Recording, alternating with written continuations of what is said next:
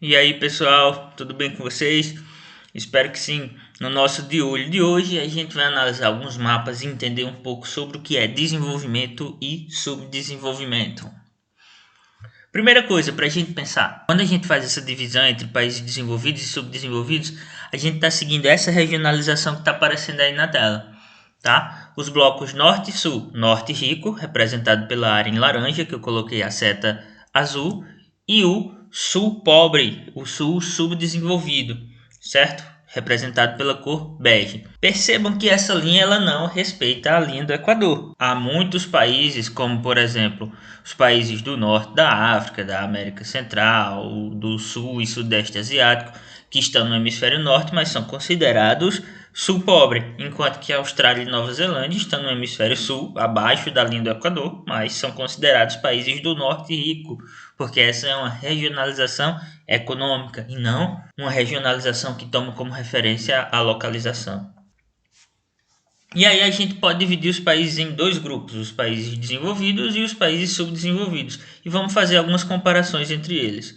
Os desenvolvidos, quanto à industrialização, têm um elevado nível de industrialização, eles são os países cabeça nesse processo. As sedes das grandes empresas estão lá. Enquanto os países subdesenvolvidos, a gente tem uma industrialização incipiente. Nos países desenvolvidos, a gente tem controle científico e tecnológico. Já nos países subdesenvolvidos, a gente tem independência tecnológica ou financeira. Então, por exemplo, a gente tem as empresas multinacionais. Né? As multinacionais estão com suas sedes nos países desenvolvidos e têm as suas filiais nos países subdesenvolvidos. Logo, é uma indústria dependente. Nos países desenvolvidos, a gente tem o predomínio dos setores secundário e terciário da economia. A maior parte da população trabalhou na indústria, no comércio e nos serviços. Nos países subdesenvolvidos, a população ativa ela se concentra principalmente no setor primário, ou seja, trabalhando diretamente com a matéria-prima, com a agricultura, com mineração, com extrativismo. E aí a gente tem também, nos desenvolvidos, o predomínio de produtos industrializados nas exportações. Eles vendem os seus produtos. A Apple que vende os seus celulares, a Coca-Cola que vende o seu refrigerante. Já nos subdesenvolvidos, a gente tem a exportação de matérias-primas agrícolas e ou minerais, minério de ferro, cana-de-açúcar, soja.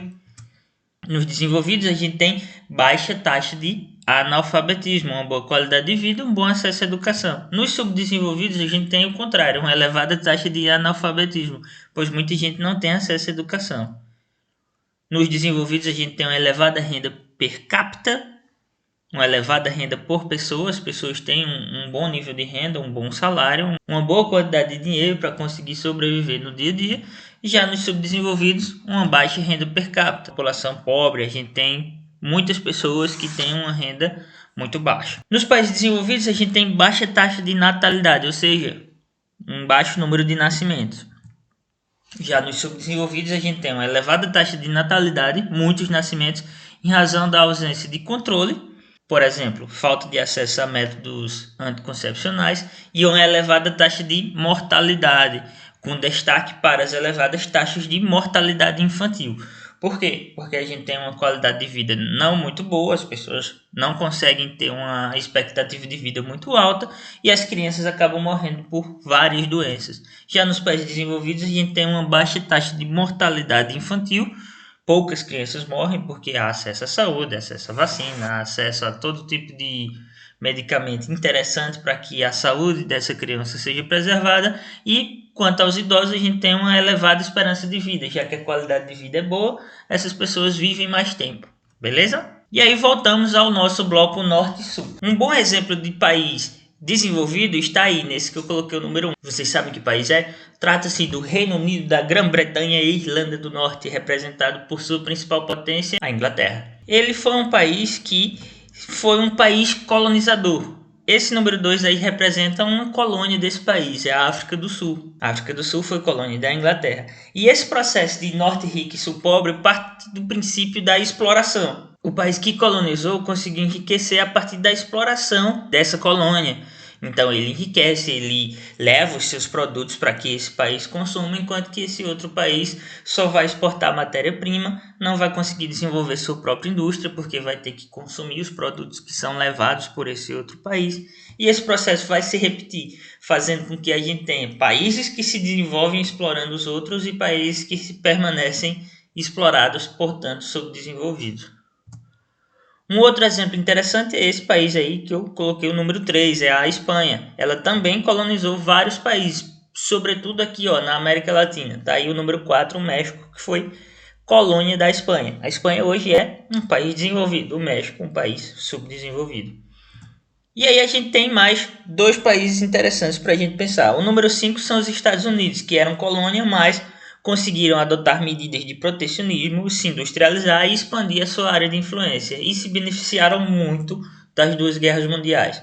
Enquanto a Europa estava se reconstruindo, eles estavam emprestando dinheiro para a Europa para conseguir se tornar uma referência mundial. E o número 6 é o Japão, também passa pelo mesmo processo. Ele não foi colônia, mas ele conseguiu desenvolver a sua própria indústria e a partir daí ele adotou medidas de protecionismo e expandiu a venda dos seus produtos mundo afora, tornando-se assim um país desenvolvido. Outra divisão interessante é essa, ó. A divisão que a gente fala de países desenvolvidos e subdesenvolvidos, ou países capitalistas centrais e países capitalistas periféricos, ela é de 1991 para cá.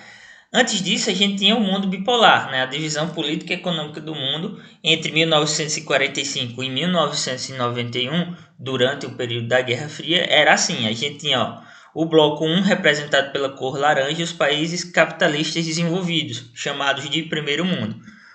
A parte em roxo, os países socialistas até 91, de 45 a 91, era portanto o segundo mundo, veja a União Soviética e todos os seus países na sua área de influência. E a gente tinha aí o número 3, que eram os países capitalistas subdesenvolvidos, né? Boa parte do mundo, sobretudo aqueles que foram colônias. Percebam, ó, na América Latina, os países que foram colônia de países europeus, na África, os países que foram colônias de países europeus, no sul e sudeste asiático, os países que foram colônias ou neocolônias dos países europeus. Em verde, a gente tem uma regionalização que ainda persiste. Todos os países em roxo, eles se tornaram capitalistas. Até a China, que está ali bem onde está o número 4, hoje ela tem uma coisa chamada socialismo de mercado, né? A política mais voltada para um regime socialista, enquanto que a economia mais voltada para um regime capitalista. Entretanto, esses dois países que estão em verde, Cuba aqui na América Latina e Coreia do Norte aqui na Ásia, eles permanecem no regime socialista. E aí eu deixo para vocês algumas perguntas. O 5, que país é esse do 5? E por que ele é considerado um país capitalista desenvolvido? E esse país aí onde aparece o número 6? Que país é esse? Porque ele é considerado um país capitalista subdesenvolvido. É isso, pessoal. Espero que vocês tenham gostado, tenham conseguido aprender. Aí ao lado estão aparecendo mais alguns vídeos que podem ajudar vocês. E encontro vocês na nossa próxima videoaula. Até lá. Tchau.